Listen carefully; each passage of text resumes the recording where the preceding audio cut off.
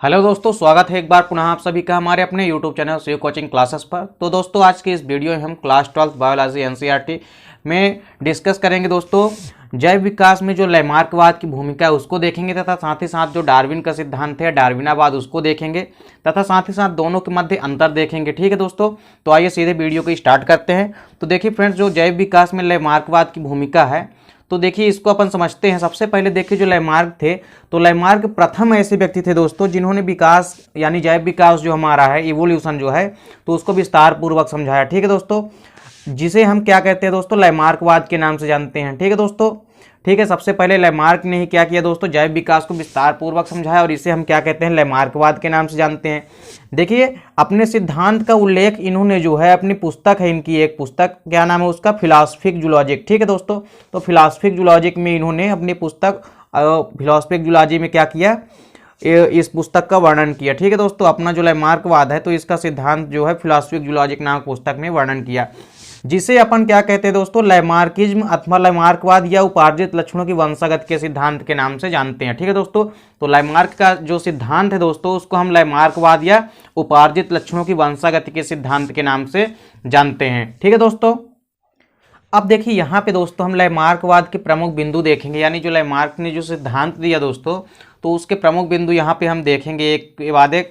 तो देखिए जो पहला सबसे बिंदु है, ठीक है दोस्तों, पहला पॉइंट जो है इसका वो क्या है, सभी प्रकार के जीवों में क्या होता है दोस्तों, निरंतर स्वयं का एवं अपने शरीर में पाए जाने वाले अंगों के आकार को बढ़ाने की प्रवृत्ति पाई जाती है। ठीक है दोस्तों, हर एक जीव में इन्होंने क्या कहा कि सभी प्रकार के जीव चाहे वो जैसे जीव हों, ठीक है, उनमें निरंतर और स्वयं का, ठीक है दोस्तों, स्वयं का एवं अपने शरीर में पाए जाने वाले सभी अंगों, ठीक है दोस्तों, तथा आकार में क्या है, बढ़ाने की इनके अंदर क्या होती है, प्रवृत्ति पाई जाती है, या इनके अंदर क्षमता पाई जाती है जीवों में अपने आकार को बढ़ाने की। ठीक है दोस्तों, अब दूसरा पॉइंट क्या था यहाँ पे कि जीवों में आवश्यकताओं के अनुसार नए अंगों का विकास होता है। ठीक है दोस्तों, यानी आवश्यकता पड़ने पर आदमी विकास होता गया। ठीक है दोस्तों, क्या कहा, आवश्यकता के अनुसार यहाँ पे नए अंगों का विकास होता है। क्या कहा, ऐसा लैमार्कवाद ने कहा। ठीक है दोस्तों, लैमार्क ने कहा, क्या कहा कि जीवों में आवश्यकता पड़ने के अनुसार नए अंगों का विकास होता है। तीसरा पॉइंट क्या है दोस्तों यहाँ पे कि जीव जिन अंगों का निरंतर उपयोग करते हैं। ठीक है दोस्तों, यानी जिन अंगों का जीव जो है, जीव या आदमी कोई भी क्या करता है, जिन अंगों का उपयोग करता रहता है, ठीक है, वह अंग अधिक विकसित हो जाते हैं। ठीक है दोस्तों, और जिन अंगों का निरंतर उपयोग नहीं करते हैं तो ऐसे अंग क्या हो जाते हैं, अविकसित रह जाते हैं, यानी अच्छे से विकसित नहीं हो पाते हैं। ठीक है, तो ये भी क्या कहा लैमार्क ने कि जिन अंगों का जीव अच्छे से प्रयोग करता है या लगातार प्रयोग करता है तो वो अंग क्या हो जाते हैं, अधिक या ज़्यादा विकसित हो जाते हैं, और जिन अंगों का उपयोग वो नहीं करता है ज़्यादातर, वो क्या हो जाते हैं, अविकसित रह जाते हैं। ठीक है, अगला पॉइंट क्या है यहाँ पे कि जीवों के संपूर्ण जीवन काल में उपार्जित लक्षण जो होते हैं। ठीक है दोस्तों, जीवों के संपूर्ण जीवन काल में यदि बात करें यानी होल लाइफ साइकिल में उपार्जित लक्षणों की जो वंशागति है, ठीक है दोस्तों, तो उपार्जित लक्षण उस जीव की आने वाली पीढ़ी में वंशानुगत हो जाते हैं। यानी देखिए कोई भी लक्षण यहाँ पे यदि है तो वो पहली पीढ़ी में जो है तो दूसरी पीढ़ी जब आएगी तो उसमें अपने आप ही वंशानुगत वो लक्षण देखने को मिलते हैं। तो इस प्रकार से दोस्तों जैव विकास में जो लैमार्कवाद की भूमिका थी तो उन्होंने मुख्य रूप से यहाँ पे 4 बिंदु के माध्यम से, ठीक है दोस्तों, अपना लैमार्कवाद जो है प्रस्तुत किया। अब देखिए दोस्तों यहाँ पे हम जो डार्विन का सिद्धांत है या डार्विनावाद जिसको हम कहते हैं उसको हम देखेंगे। तो देखिए दोस्तों डार्विन का सिद्धांत या डार्विनावाद जिसको हम कहते हैं, ठीक है दोस्तों, तो देखिए डार्विन के अनुसार दोस्तों प्राणी अपने को वातावरण के अनुकूल बनाकर जीवित रखते हैं। ठीक है दोस्तों, जो कोई भी प्राणी है, ठीक है दोस्तों, तो डार्विन के अनुसार क्या होता है कि डार्विन ने क्या कहा कि प्राणी जो होते हैं वो अपने आप को वातावरण के अनुकूल बनाकर जीवित रखते हैं। देखिए, ठीक है दोस्तों, और संतति को उत्पन्न करते हैं। ठीक है दोस्तों, क्या कहा हमने कि डार्विन के अनुसार जो भी प्राणी हैं वो अपने वातावरण के अनुकूल क्या करते हैं, अपने आप को बना लेते हैं और जीवित रहते हैं। ठीक है, और संतानों की उत्पत्ति करते हैं। ठीक है दोस्तों, अर्थात संतानों को उत्पन्न करते हैं। इसके विपरीत दोस्तों अनुकूलन न करने वाले जो प्राणी होते हैं, ठीक है दोस्तों, वो क्या होते हैं, कुछ समय पश्चात क्या होते हैं, समाप्त हो जाते हैं। अब देखिए दोस्तों अनुकूलन होता क्या है, बेसिकली इसको हम इंग्लिश के अंदर एडाप्टेशन कहते हैं। देखिए दोस्तों अनुकूलन क्या होता है, किसी भी जीवधारी या प्राणी द्वारा वातावरण के अनुसार अपने आप को शिफ्ट कर लेना या परिवर्तित कर लेना ही क्या कहलाता है, अनुकूलन या एडाप्टेशन कहलाता है।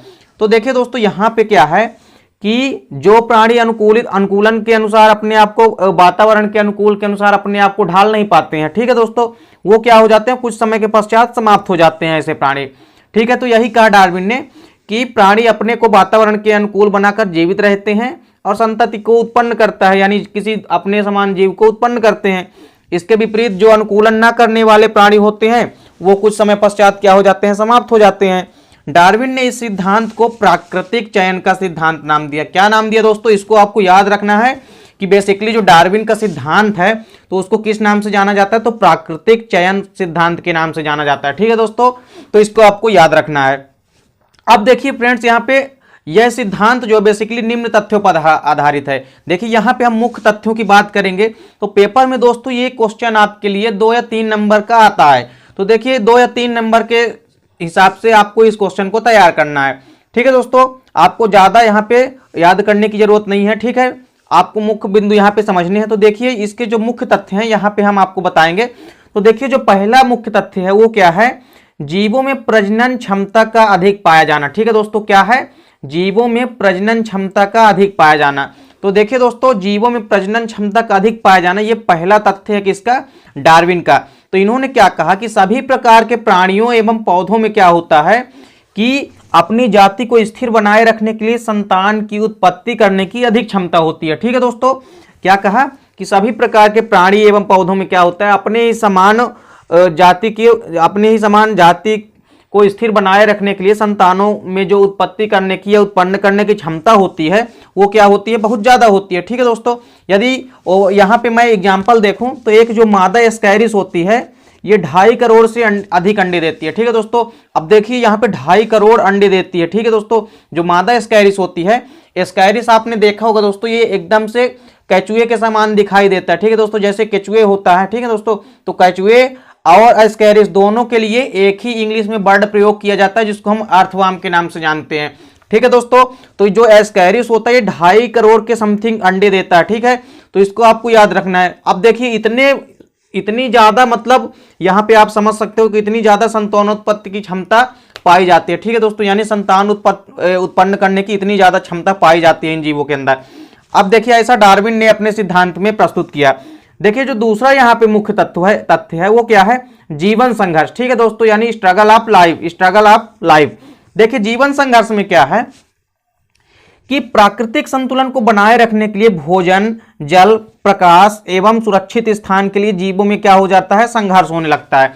क्या कहा डार्विन ने अपने सिद्धांत में कि जो प्राकृतिक संतुलन को बनाए रखने के लिए, यानी वातावरण का जो हमारा संतुलन है इसको स्थिर रखने के लिए हमको यहाँ पे कई सारी चीजें जैसे भोजन हो गई तथा वाटर हो गया, लाइट हो गई और सुरक्षित स्थान, ठीक है, यानी एक जो शेल्टर है, ठीक है, तो उनके रहने के लिए जो उचित स्थान है या सुरक्षित स्थान है उनके लिए जीवों में क्या होता है, आपस में संघर्ष छिड़ जाता है और जो जीव संघर्ष में जीत जाते हैं वही जीव अपने आप को जीवित रख पाते हैं, ठीक है दोस्तों।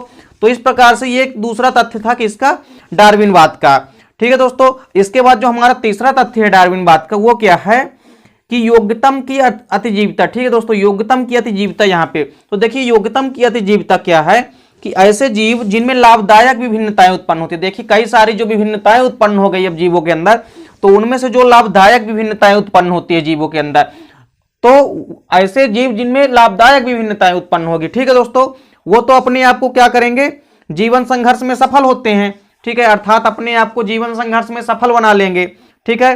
और जो जिनमें हानिकारक विभिन्नताएं उत्पन्न होगी उन जीवों को जीवन संघर्ष में क्या होगी, दिक्कत आएगी तथा इनकी क्या हो जाएगी, मृत्यु हो जाएगी, ठीक है दोस्तों। क्या कहा हमने कि ऐसे जीव जिनमें लाभदायक विभिन्नताएं उत्पन्न होती है वही जीवन संघर्ष में सफल होते हैं और जिनमें हानिकारक विभिन्नताएं उत्पन्न होती है जिन जीवों में, उन जीवों की जीवन संघर्ष में क्या हो जाती है, मृत्यु हो जाती है। तो ये मुख्य रूप से तथ्य थे किसके दोस्तों, डार्विन के सिद्धांत के, डार्विनावाद के। तो यहाँ पे दोस्तों जैव विकास में जो लैमार्कवाद की भूमिका है और जो डार्विनवाद की भूमिका है उसको आपको यहाँ पे ध्यान रखना है, ठीक है दोस्तों। तो इस प्रकार से दोस्तों यहाँ पे हमने आपको डार्विनवाद तथा लैमार्कवाद की भूमिका समझा दी। अब देखिए दोस्तों यहाँ पे हम डार्विनावाद तथा लैमार्कवाद के बीच जो अंतर है या डिफरेंस है उनको हम यहाँ पे देखेंगे। तो देखिए दोस्तों यहाँ पे लैमार्कवाद तथा डार्विनावाद के मध्य अंतर में देखिए एक साइड तो हमारा क्या है, लैमार्कवाद है और वहीं दूसरा साइड क्या है, हमारा डार्विनावाद। अब देखिए दोस्तों यहाँ पे यदि मैं बात करूं लैमार्कवाद में तो क्या होता है दोस्तों, यह जो लैमार्कवाद है हमारा, यह उपार्जित लक्षणों की वंशागति पर आधारित है। यानी ये जो लैमार्कवाद होता है ये उपार्जित लक्षणों की वंशागति पर आधारित होता है। और इसके विपरीत जो हमारा डार्विनावाद होता है दोस्तों, यह वाद प्राकृतिक चयन पर आधारित होता है। कैसा होता है दोस्तों, यह प्राकृतिक चयन पर आधारित होता है। इसके अनुसार देखिए दोस्तों, जो हमारा लैमार्कवाद है, इसके अनुसार क्या है, ऊंचे वृक्षों की पत्तियों को खाने के लिए ही जिराफ की गर्दन लंबी हुई है। अब लैमार्क ने क्या कहा दोस्तों कि ऊंचे वृक्षों की पत्तियों को खाने के लिए क्या हुआ है, जो जिराफ है उसकी गर्दन क्या हुई है, लंबी हुई है। और इसके विपरीत देखिए जो डार्विनावाद है वो क्या कहता है कि जिराफ के पूर्वजों में लंबी तथा छोटी दोनों प्रकार के जिराफ थे। ठीक है दोस्तों, ऐसा नहीं है कि केवल जिराफ की पत्तियां खाने के लिए गर्दन इनकी लंबी हुई है। डार्विन ने क्या कहा कि जिराफ के पूर्वजों में, यानी जब पहले जिराफ के जो जनक थे उनमें भी क्या था कि छोटी और लंबी दोनों प्रकार के जिराफ थे। ठीक है दोस्तों, ऐसा किसने कहा, डार्विनावाद का सिद्धांत था। अब देखिए इसमें तीसरा डिफरेंस क्या है दोस्तों कि गर्दन के लंबी होने के कारण लंबी गर्दन वाले जिराफ का विकास हुआ। लैमार्कवाद ने क्या कहा कि गर्दन के लंबी होने के कारण ही क्या हुआ, लंबी गर्दन वाले जिराफ का विकास हुआ। अब देखिए इसके विपरीत डार्विनावाद क्या कहता है कि लंबी गर्दन वाले जिराफ ही संघर्ष में जीवित रहे। ठीक है दोस्तों, यानी लंबी गर्दन वाले जो जिराफ थे तो वातावरण में दोनों प्रकार के छोटी व लंबी गर्दन दोनों वाले जिराफ थे। लेकिन क्या कहता है डार्विनावाद कि अपने आप को, यानी लंबी जो गर्दन वाले जिराफ थे वही अपने आप को वातावरण के अनुसार अनुकूलित कर पाए और वही आगे चल के जीवित रहे। ठीक है दोस्तों, तो डार्विनावाद क्या कहता है कि लंबी गर्दन वाले जिराफ ही केवल संघर्ष में जीवित रहे, इसलिए जिराफ की गर्दन लंबी है। अब देखिए इसके बाद जो हमारा अगला पॉइंट है वो क्या है, यह वाद अंगों के प्रयोग तथा अनुप्रयोग पर आधारित है। अब लैमार्कवाद का जो सिद्धांत है वो क्या है, अंगों के प्रयोगों तथा अनुप्रयोगों पर आधारित है। अर्थात हम जिस अंग का ज्यादा उपयोग करेंगे वो अंग क्या होगा, हमारा ज्यादा विकसित होगा, और जिन अंगों का हम उपयोग नहीं करेंगे वो कम विकसित होगा। और इसके विपरीत देखिए जो डार्विनावाद है वो क्या कहता है कि यह गुणों की वंशागति पर आधारित है। ठीक है दोस्तों, यह क्या है, गुणों की वंशागति पर आधारित होता है। तो इस प्रकार से दोस्तों यहाँ पे लैमार्कवाद तथा डार्विनावाद के मध्य यहाँ पे डिफरेंस या अंतर हमने आपको बता दिया। तो इस प्रकार से दोस्तों यहाँ पे हमने जो आपको तीनों क्वेश्चन कराए हैं वो पेपर के पॉइंट ऑफ व्यू से वेरी इंपॉर्टेंट है। तो इन क्वेश्चनों को फ्रेंड्स आप अच्छे से तैयार कीजिए। ठीक है दोस्तों, तो यदि वीडियो आपको अच्छी लगी हो तो आप लाइक और कमेंट कीजिए तथा साथ ही साथ अपने दोस्तों के बीच शेयर कीजिए। मिलते हैं दोस्तों आपसे नेक्स्ट वीडियो में, तब तक के लिए जय हिंद, वंदे मातरम।